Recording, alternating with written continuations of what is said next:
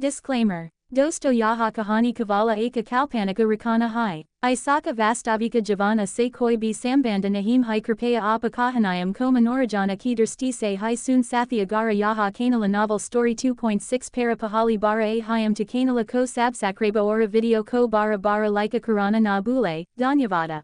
Episode 50। जो दोनों बच्चे एक साइड खड़े थे वो ये सब देख रहे थे क्योंकि कुछ समय पहले उस कंडीशन में वो लोग थे और अब ये लोग उस लड़के ने उस लड़की को देखा जो उस आदमी के चेहरे को अपने परी से ऊपर की और बोली, एक बच्चे भी तो तेरे सामने भीख मांग रहे थे और तू उन्हें बेचने की तैयारी कर रहे हो।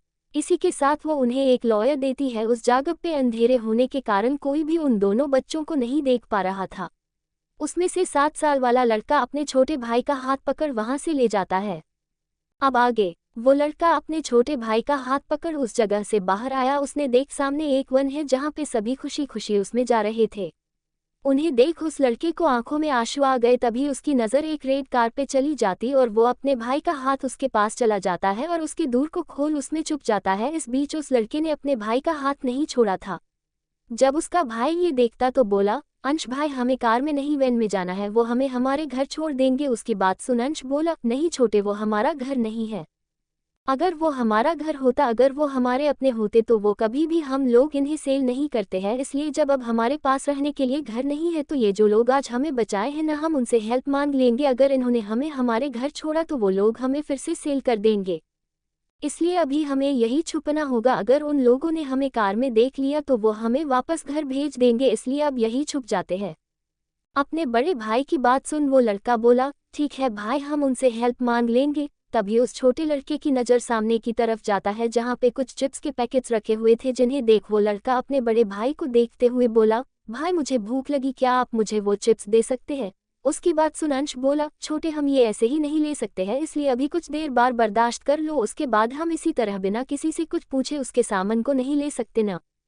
इधर अंदर इस वक्त डीक्यू के सामने वो आदमी घुटने के बल बैठे हुए थे कि तभी डीक्यू के आए वो दोनों लड़के में से एक का फोन बजा। उसने जल्दी से फोन को पिक किया और स्पीकर पे कर दिया। दूसरी तरफ से आवाज आई, बॉस मिशन सक्सेसफुल। उसी बात सुन सामने चेयर पे बैठी डीक्यू के होठों पे डेविल मुस्कान आ गई। उसने फोन पे जवाब दिया, सभी के पीसेस करके इन्हें वही पार्सल कर दो जहाँ पे ये लोग बच्चों और उन लड़कियों को कर रहे थे।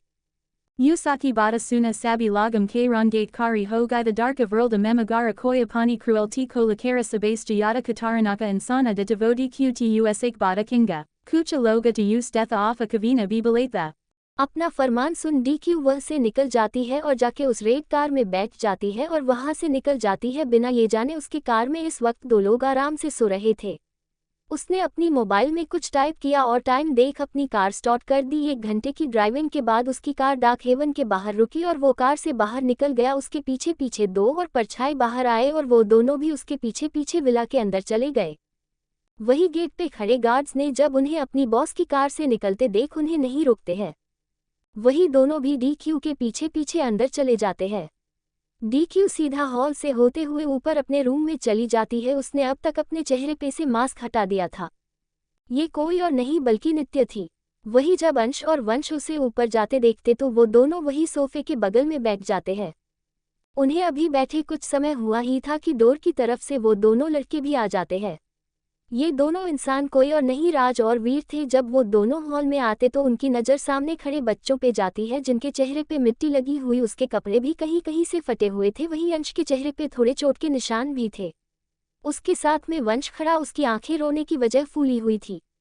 उन दिनों देख राजवीर को अपना बचपन याद आ गया। एक समय में उनकी भी ये हालत थी। राजवीर पहले एक नज़र एक दूसरे को देखते हैं, फिर वो उन बच्चों के पास आते हैं। वीर उन बच्चों की तरफ देख थोड़ा गुस्से से बोला, तुम दोनों कौन हो और अंदर कैसे आए। उसकी बात सुन अंश बोला, मेरा नाम अंश है और मेरा छोटा भाई वंश है। हम लोगों को देहरादून में रहते थे। हमारी माँ की 2 महीने पहले अचानक आए हार्ट अटैक से मर गई, जिसके बाद डैड ने दूसरी शादी कर ली, जिसके बाद हम दोनों भाई की जिंदगी बर्बाद कर दी। हमारी सौतेली माँ हमें बहुत टॉर्चर करती थी, उसने हमारे डैड को भी हमसे दूर कर दिया और कुछ दिन पहले हम लोगों को सौतेली माँ के भाई के साथ मुंबई भेज दिया और उनके भाई ने हमें ये पे उस गंदे आदमी को सेल कर दिया। अगर बात मेरी होती तो मैं कभी भी यहाँ पे नहीं आता, लेकिन बात मेरे छोटे की है जिस कारण हम आपसे मदद लेना चाहते हैं।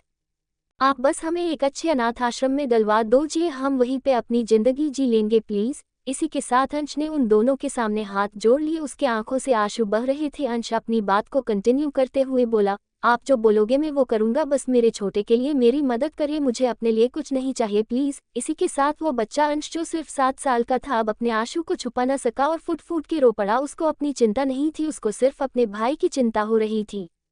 वही उसकी ऐसी हालत देख वीर की भी आंखें नम हो गई थी।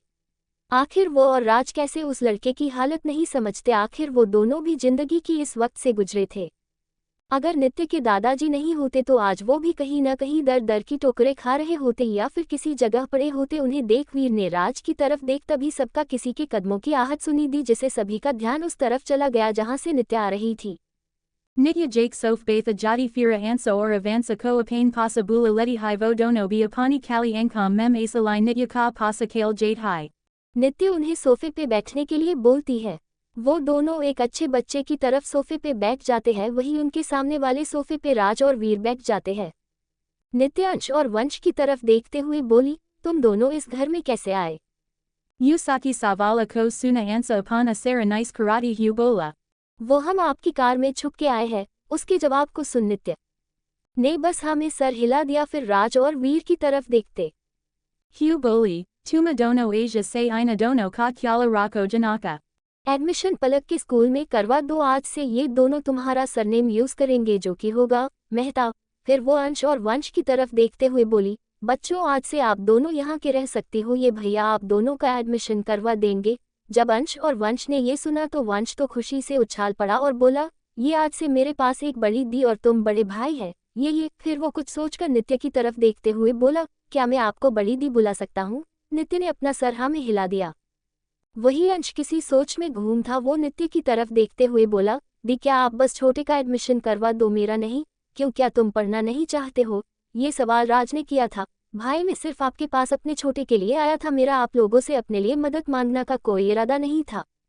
उसकी बात सुन वीर बोला, इसमें कोई बड़ी बात नहीं है, हमारे पास बहुत पैसा है, हम आप दोनों को पढ़ा सकते हैं और वैसे भी इससे हमें भी हमारी फैमिली मिल जाएगी। आपको पता है इस घर में सिर्फ हम दोनों रहते हैं, हमारे पास भी परिवार के नाम बस तुम्हारी दी है और हमें खुशी होगी अगर आप दोनों हमारे साथ रहते हो। अगर आपको ऐसा लगता है कि आप हमारे लिए कुछ करना चाहते हो तो बस एक काम करो, ये दी है न, इनकी एक बेटी है और उनकी बेटी का स्कूल में कोई दोस्त नहीं, आप लोग बस उनसे दोस्ती कर लेना। तो क्या अब आप दोनों हमारे परिवार बन सकते हैं?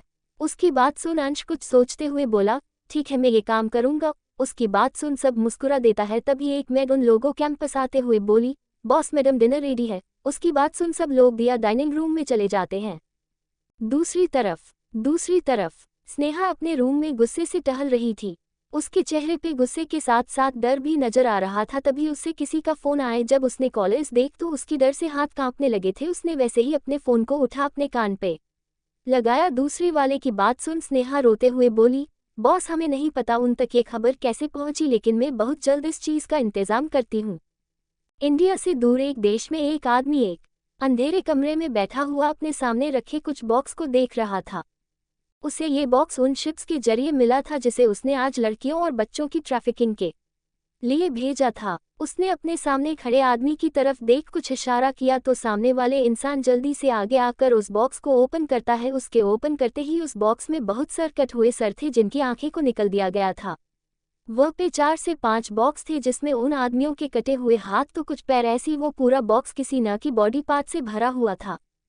वही सामने बैठा आदमी गुस्से से भर उठा था। उसने गुस्से से अपने सामने बैठे बॉक्स को लात मारी कि तभी उसकी नज़र एक लोगों पे जहां पे डीक्यू का था। उसे बहुत गुस्सा आ रहा। वो उसी गुस्से के साथ उस रूम से निकल जाता है और उसके बगल वाले रूम में चला जाता है जहां पे बहुत सारे लड़कियों और बच्चों को बंदी बनाया हुआ था। वो वहां से एक लड़की को बालों से पकड़ उठा के उसे पाने साथ घसीटे हुए एक रूम में लेकर जाता है और उसको बेड पे धकेल देता है और साइड के ड्रॉवर से एक इंजेक्शन को खुद को बॉडी में इंजेक्ट करता है। उसके उस इंजेक्शन को इंजेक्ट करते हुए उसके आंखें लाल हो जाती है, उसके नशे दिखाई देने लगती है। वो आदमी अपना सर घुमा उस लड़की तरफ देखता है, उससे देख पीछे की तरफ जा रही था और बार बार इन्हीं बात बोल रही थी, मेरे पास मत आओ, मुझे जाने दो प्लीज। लेकिन वो आदमी उसकी एक बात नहीं सुनता और उसके पास जा उसके पैर को खींच लेता है। थोड़े टाइम बाद उस रूम से उस लड़की की दर्द से चीखने की आवाज़ आने लगी, जिसे वह मौजूद लड़की बहुत ज़्यादा डर जाती है। कुछ तो उस लड़की चीख से ही बेहोश हो जाती है। आखिर ही भी कैसा न, अंदर जो इंसान था उसको इंसान कहना भी गाली जैसा होगा, जो कि लड़कियों सिर्फ अपनी नीड के लिए रखता है। जब तक वो अपना दम न तोड़ दे तब तक उन्हें अपने नीचे कुचलता रहता है, और जब उस लड़की की सांसें रुक जाए तो उन्हें अपने जंगली जानवर के सामने फेंक देता है। लगभग 1 घंटे के बाद वो आदमी अपनी पेंट की बैट को सही करते हुए कमरे से बाहर आता है और उसी के पीछे से उस लड़की की लाश को अपने कुछ गार्ड से बोलकर बाहर फेंकवा देता है, जहाँ पे उसके जंगल जानवर उस लड़की लाश को नोच रहे थे। वो आदमी अपने बालकनी से सिगरेट के काश लेते हुए एकम तक चंद को देखने लगा, फिर उसके होठों पे एक जहरीली मुस्कान आ गई। वो उस चंद को देखते हुए किसी साइको की तरफ बोला, DQ तुम्हारे नाम ने ही मुझे उगल बना दिया है, और देखो न, तुम्हारे वजह से मुझे रोज कितनी ही लड़कियों को मारना पड़ता है, लेकिन जब तक मैं तुम्हें छू नहीं लेता, तुम्हें अपना नहीं बना लेता, तब तक मैं इसकी तरह इन्हीं मरते रहूंगा। उसके बाद वो कैंट सीक्रेट को वही फेंक अपने पैर को तले मसल देता है और फिर वह से एक तरफ चला जाता है और इन लब में इंटर करता है। वहीं पे बहुत से साइंटिस्ट मौजूद थे। जब वो लोग दरवाज़ा खुलने की आवाज़ सुनते हैं तो सभी लोग एक साइड खड़े हो अपना सर नीचे कर लेते हैं। लगभग 1 घंटे के बाद वो आदमी अपनी पेंट की बैट को सही करते हुए कमरे से बाहर आता है और उसी के पीछे से उस लड़की की लाश को अपने कुछ गार्ड से बोलकर बाहर फेंकवा देता है, जहाँ पे उसके जंगल जानवर उस लड़की लाश को नोच रहे थे। वो आदमी अपने बालकनी से सिगरेट के काश लेते हुए एकम तक चंद को देखने लगा, फिर उसके होठों पे एक जहरीली मुस्कान आ गई। वो उस चंद को देखते हुए किसी साइको की तरफ बोला, DQ तुम्हारे नाम ने ही मुझे उगल बना दिया है, और देखो न, तुम्हारे वजह से मुझे रोज कितनी ही लड़कियों को मारना पड़ता है, लेकिन जब तक मैं तुम्हें छू नहीं लेता, तुम्हें अपना नहीं बना लेता, तब तक मैं इसकी तरह इन्हीं मरते रहूंगा। उसके बाद वो कैंट सीक्रेट को वही फेंक अपने पैर को तले मसल देता है और फिर वह से एक तरफ चला जाता है और इन लब में इंटर करता है। वहीं पे बहुत से साइंटिस्ट मौजूद थे। जब वो लोग दरवाज़ा खुलने की आवाज़ सुनते हैं तो सभी लोग एक साइड खड़े हो अपना सर नीचे कर लेते हैं। वो आदमी एक वेंटिलेशन के पास आता है जहाँ पे एक बच्चे को रखा गया था जो कि सिर्फ 7 या 8 साल का होगा। वो आदमी मशीन में देखता है तो डॉक्टर बोला, बॉस हमने इस वो डोज लगा दिया है लेकिन इसका ऑर्गन फेल हो गए हैं।